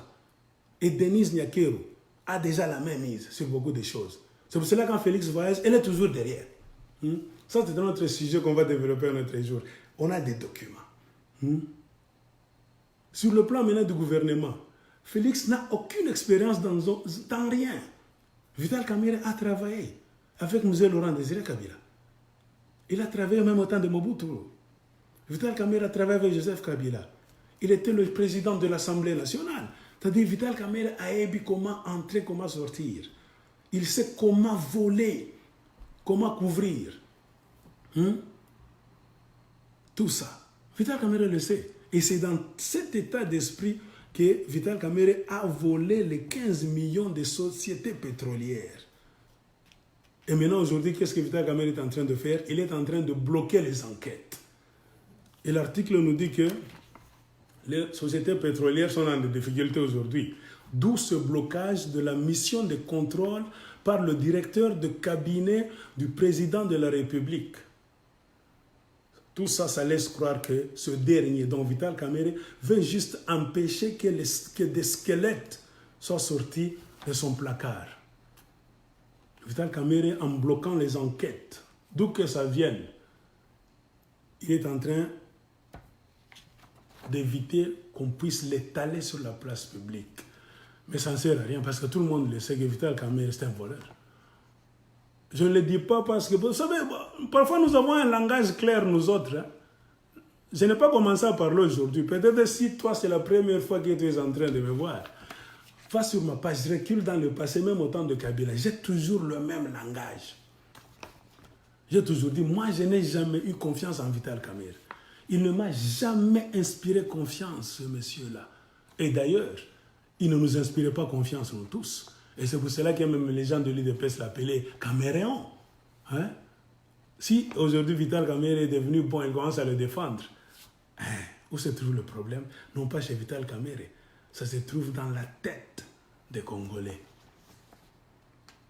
Notons que sur demande de l'Agence nationale de renseignement, ANR, en sigle, l'Inspection générale des finances, IGF, a débuté depuis le 21 août une mission de contrôle de la gestion des comptes publics de la période comprise entre janvier 2019 jusqu'à nos jours. Comme je vous ai dit, ils ont fait leur magouille, ils ont bloqué, ils ont confisqué donc la victoire du peuple congolais pour aller à Kingakati se partager ce pouvoir-là sous la direction de Kagame du Rwanda et les Museveni de l'Ouganda, tout ça. Et maintenant, au lieu de faire sortir le gouvernement, les voleurs se sont dit, si le gouvernement sort rapidement, on n'aura pas le temps de voler. Et ils ont gelé 8 mois pour sortir le gouvernement aujourd'hui. C'est-à-dire pendant les 8 mois, imaginez maintenant, ils se sont servis. Tout le monde a volé, je ne dis pas seulement Vital Kamerhe. Les kabylistes, les tshisekedistes, les caméristes, tous. Imaginez si dans le passé, nous tous nous condamnions Joseph Kabila. L'autre problème, c'était Joseph Kabila. Aujourd'hui, maintenant, vous savez, le groupe s'est élargi. Il y a les kabylistes, les tshisekedistes et les caméristes. 3 grands groupes de bandits à main armée. Les loubards, les filous du Congo. C'est-à-dire, ce n'est plus un groupe qui va voler un certain montant là-bas. C'est le montant en question multiplié par 3 maintenant. Je me rappelle un homme des États-Unis qui connaît bien la filière là, de Vital Kamerhe et autres, m'avait envoyé un message un jour avec une photo. Il a dit, Monsieur Mac, j'ai une information urgente. Vital Kamerhe vient de s'acheter une grande maison, dimension villa, aux États-Unis, en Californie. J'ai mis cette information-là sur ma page Facebook. Si vous cherchez, vous allez trouver ça. Les gens, on y est. Les gens, on y est. Les gens, on y est. Aujourd'hui, c'est la preuve que ces gens-là ont des maisons. Le monsieur en question m'avait dit, même la famille Tshisekedi, Félix a déjà acheté des maisons en Europe. Cash, comme ça. État de droit, Maboko Pembe. Vital Kamerhe a acheté cash. Tout ce conflit-là qui est en train de naître, bien qui a pris naissance autour de Félix Tshisekedi, dans leur gouvernement, là, dans leur coalition cash, c'est l'argent. L'argent, tout tourne autour de l'argent. Et quand nous disons, vous voulez empêcher au peuple congolais de parler. Donc, mes chers amis, Maman Marthe nous a rendu un mauvais service. Un très mauvais service en tant que peuple congolais. Vous avez dit dans le passé, oh, Kabila c'était un monstre et tout ça. Kabila, s'il pouvait faire ça, Joseph Kabila, nous tous on était d'accord, vous et moi, qu'il a des origines douteuses, azarwandais, blablabla. Il n'est pas congolais, donc il peut nous tuer, il peut nous voler, parce que Congo Zamboga n'a été. On peut le comprendre, mais toi, Congolais, Ongana un fils du Congo, père et mère. Moi, un milieu, province, il y a Katia Congo. Hein? Vous venez maintenant, vous donnez tout le pouvoir. Vous nous retournez encore chez les Rwandais.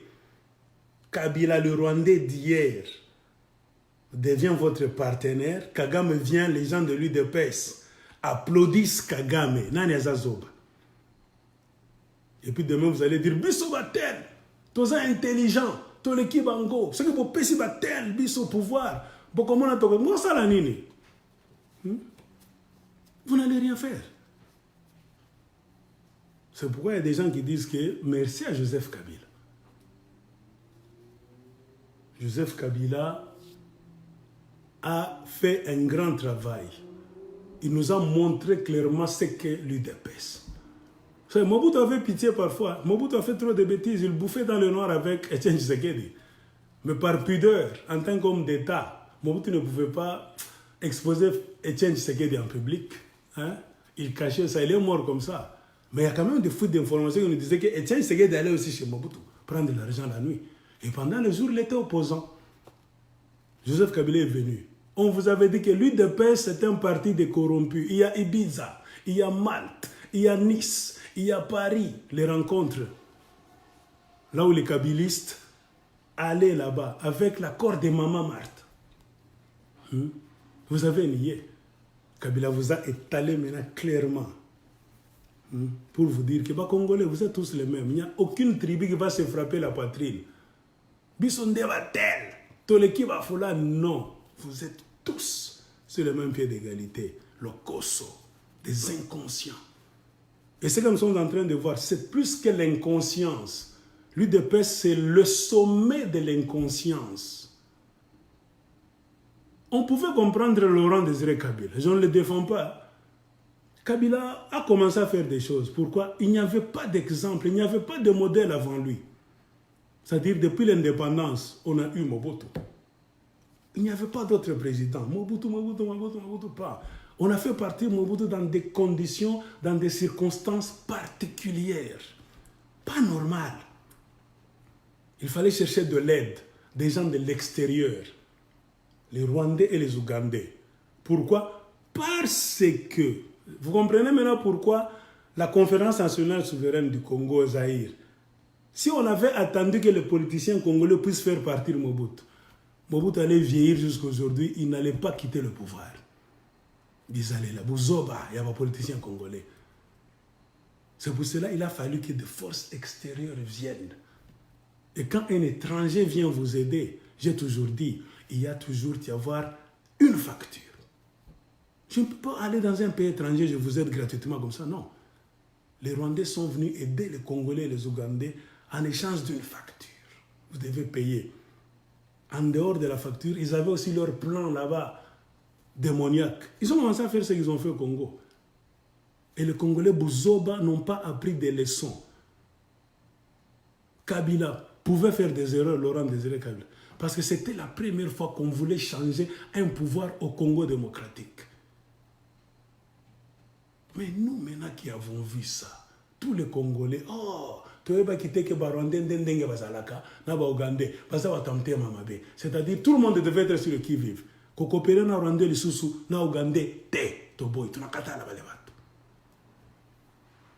C'est dans cet état d'esprit que beaucoup de Congolais, en voyant Joseph Kabila, qui est le produit de Laurent Désiré Kabila, le produit des Rwandais automatiquement, on n'avait pas confiance dans ce monsieur. Nous tous, on disait, ce monsieur est suspect. Qu'est-ce qu'il fallait faire? On a essayé par tous les moyens, on a échoué de le faire partir. Il fallait attendre les élections de décembre 2018. C'était les élections de tous les espoirs. Mais vous voyez, un Congolais kassaïen du centre du Congo, Maboko Pembe, il est venu. Malgré tout ce qu'il a vu les Rwandais faire au Congo, tuer 10 millions de Congolais, hein? Kabila, Laurent n'avait pas vu ça. On pouvait le comprendre. Il a essayé quelque chose, mais qui a tourné au vinaigre parce qu'il n'avait pas de modèle avant ça. Mais toi, Félix, tu viens aujourd'hui, tu as vu comment les Rwandais ont raconté Mamabé, les Kagamistes. Tu as vu comment les Ougandais ont raconté Mamabé. Tu vas encore, après les 10 millions de Congolais tués, tu vas nous amener encore chez les gens là. Kagame devient ton partenaire, Museveni ton partenaire, Kagame vient à Kinshasa, les gens de l'UDPS applaudissent, mais je n'ai jamais vu Buzoba à degré Oyo. Et il y a des gens quand même qui défendent ça. Il est là en train de nous insulter, nous. Mais ça dépasse l'entendement. Ça, c'est Buzoba, final à Buzoba. Comprenez pourquoi Joseph Kabila est en train de rigoler. Il a maintenant exposé tout ça. Il a dépêché l'UDPS. L'UDPS est foutu. Foutu comme ça. C'est le slogan tout simplement. Et Vital Kamerhe est dans des problèmes pour avoir volé l'argent des pétroliers. Vous avez vous-même la mafia.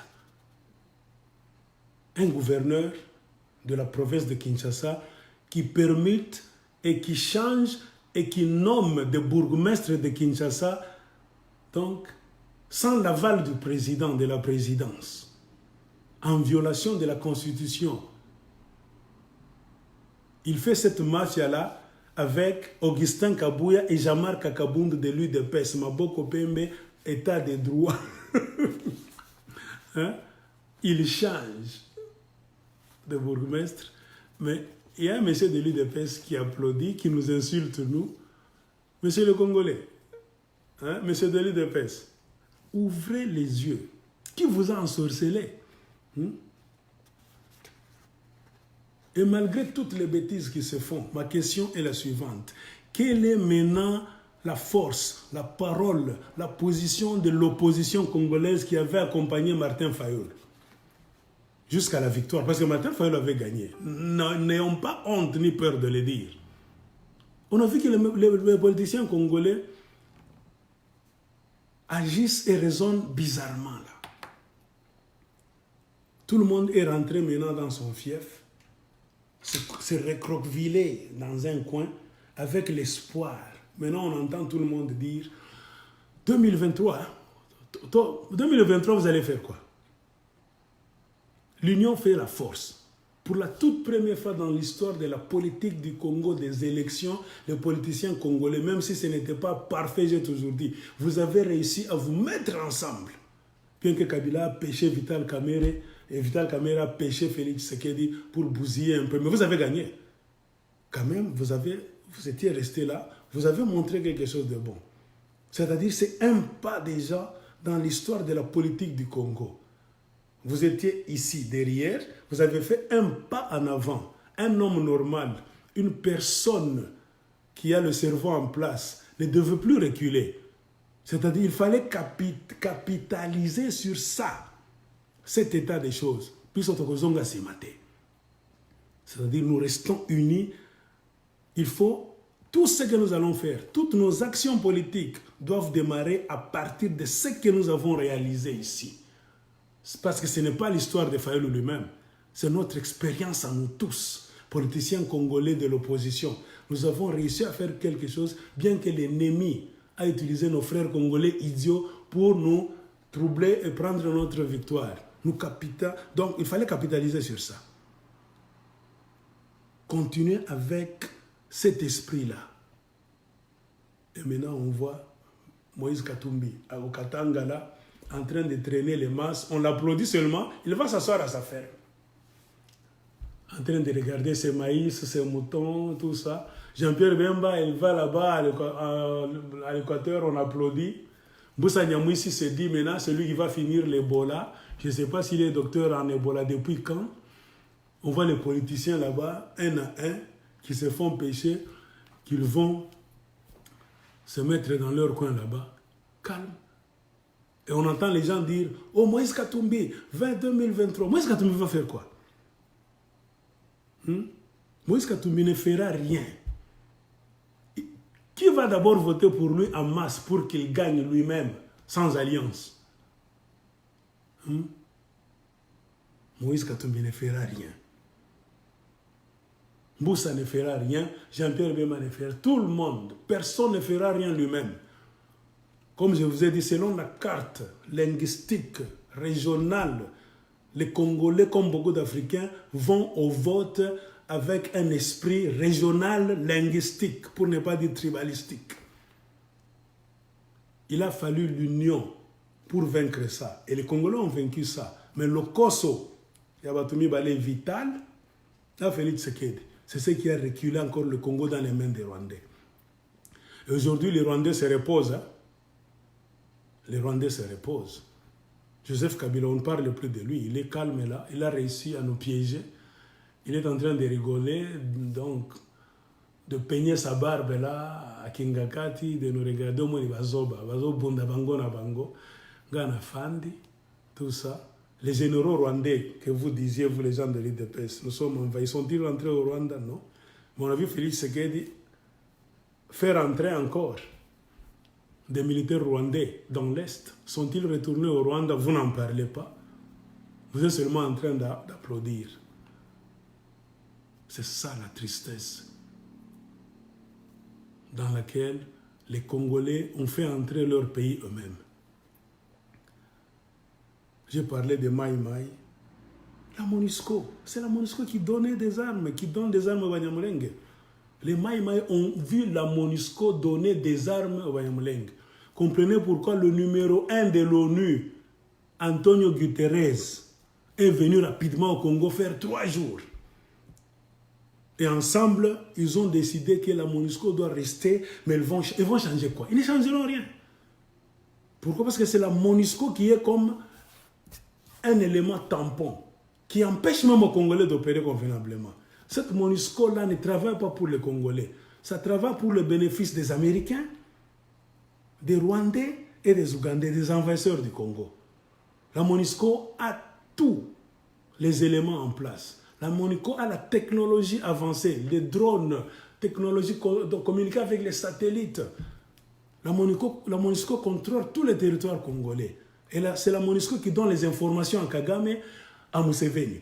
C'est la MONUSCO qui donne les informations à ce que vous appelez les ADF Nalu.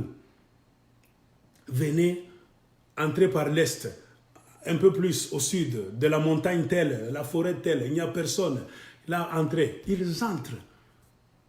Ils tuent, ils font tout.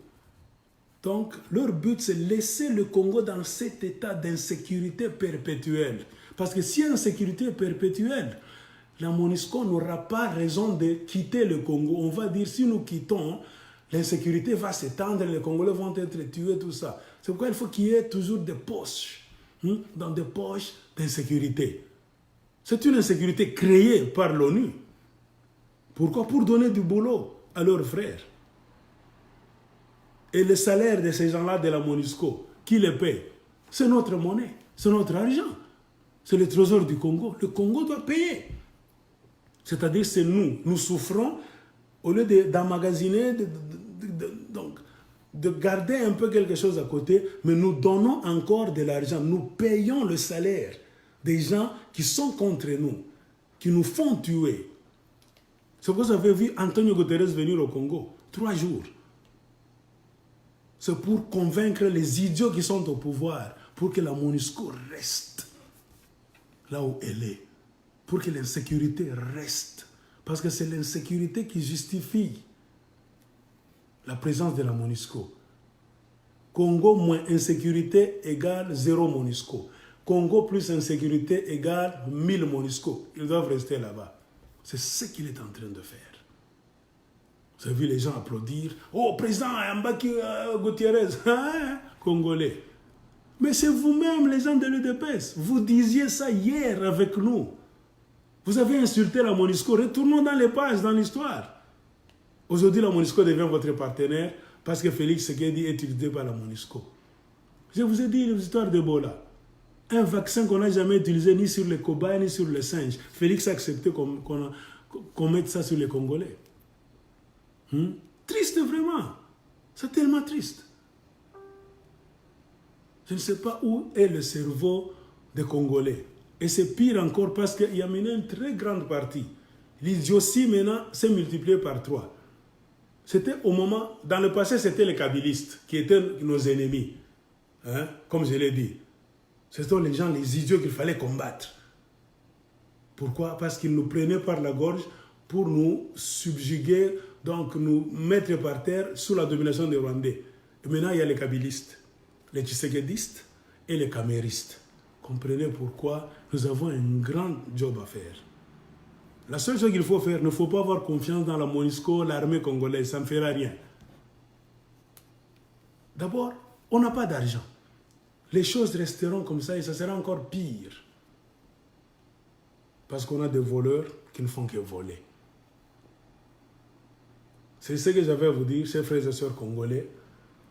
Je m'arrête par ici et comme je l'ai dit, avant de finir, je vous recommande d'acheter ce livre sur Amazon. C'est 20 $ seulement.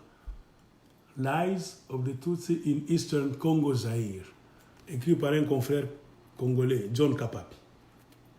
Si vous lisez ce livre, vous allez y voir les noms des auteurs français et belges qui ont écrit des livres en 1926, en 1930, en 1940, en 1950, en 1966 même, qui parlaient des ethnies au Congo. L'histoire du Rwanda, le royaume du Rwanda, on va vous dire, qui était le premier roi au Rwanda, comment est-ce que les Rwandais se battaient entre eux dans leur combat des royaumes, donc chez eux au Rwanda.